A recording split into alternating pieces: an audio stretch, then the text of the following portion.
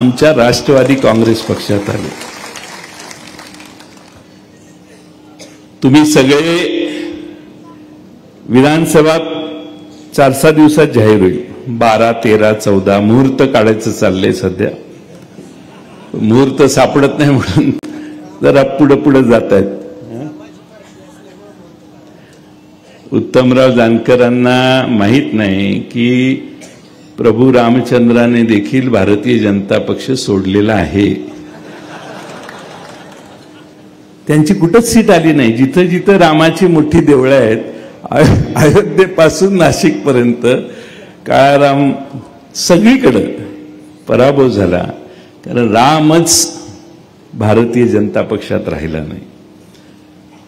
महाराष्ट्रात नाही तर देशातल्या अनेक राज्यांमध्ये ही परिस्थिती आहे। उद्या 8 तारीख येईल, हरियाणाची मतं मोजल्यावर आणि जम्मू काश्मीरची मतं मोजल्यावर देखील हेच कळेल। आणि सुप्रियाताई आम्हाला सतत